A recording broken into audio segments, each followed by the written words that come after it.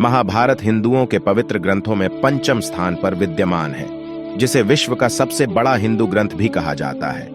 इसमें करीब 1 लाख श्लोक समाहित हैं, जिसको महर्षि वेदव्यास ने भगवान गणेश जी की सहायता से रचित किया था।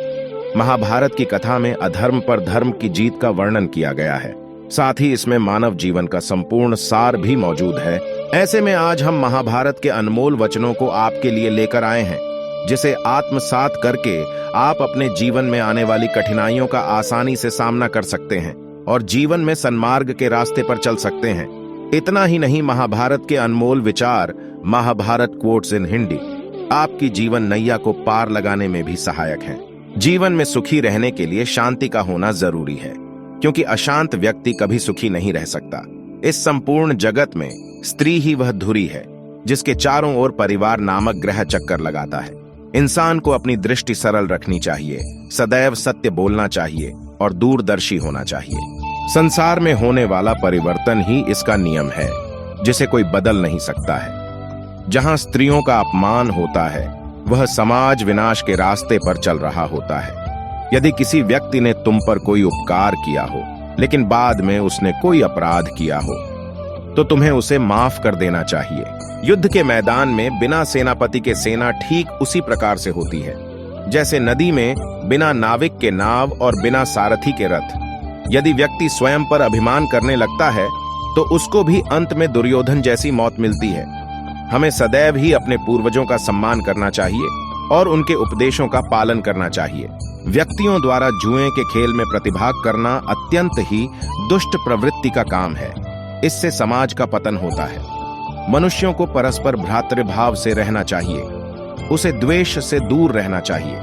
अगर आपका कोई मित्र चतुर स्वभाव का है, तो वही आपका सबसे श्रेष्ठ मित्र और मार्गदर्शक होता है। मनुष्य को यदि तृप्त होना है, तो उसे विद्या प्राप्त करनी होगी। संसार में मौजूद 2 व्यक्तियों का स्थान स्वर्ग से भी उच्च होता है। एक वह जो शक्तिशाली होकर दूसरे को क्षमा कर देता है, दूसरा वह है दरिद्र होकर भी दान पुण्य करता है। साधु पुरुष मन, कर्म और वाणी से प्रत्येक व्यक्ति के साथ अद्रोही और कृपावान होता है। जब प्रजा अपने राजा के सानिध्य में कर से पीड़ित हो और उसे प्रतिदिन कष्ट झेलने पड़े, तब उस राजा को हारने से कोई नहीं बचा सकता। जिस प्रकार से हवन से अग्नि बढ़ने लगती है, ठीक उसी प्रकार से विषय का भोग करने से काम वासना भी बढ़ने लग जाती है। मानव का सच्चा धर्म यही है कि उसे जो स्वयं के लिए अच्छा नहीं लगता, वैसा उसे दूसरों के साथ भी नहीं करना चाहिए। इस संसार में दूसरों के ऊपर परोपकार करना सबसे बड़ा पुण्य है और दूसरे को पीड़ा देना सबसे बड़ा पाप है। व्यक्ति दूसरों के प्रति घृणा, असंतोष, क्रोध, शंका और ईर्ष्या रखते हैं।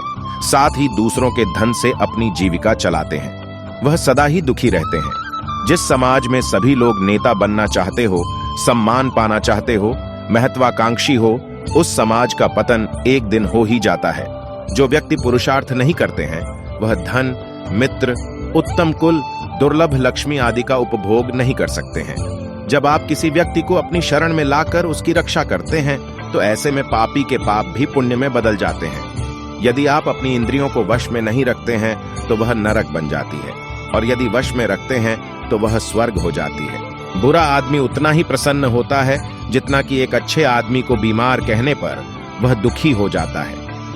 अहंकार मानव जाति का सबसे बड़ा शत्रु है, जो कि मानव जाति के विनाश का द्वार हमेशा के लिए खोल देता है। जब व्यक्ति मोह के वशीभूत होकर अधर्म का भी विरोध नहीं करता है, तब वह महाभारत के युद्ध को न्योता देता है। जो मनुष्य अपने सत्य पर विश्वास करता है और दृढ़ संकल्पी होता है, उसका हमेशा ही कल्याण होता है। जिस व्यक्ति के घर से शरणागत मनुष्य खुश होकर वापस लौटता है, वही सत्पुरुष कहलाता है।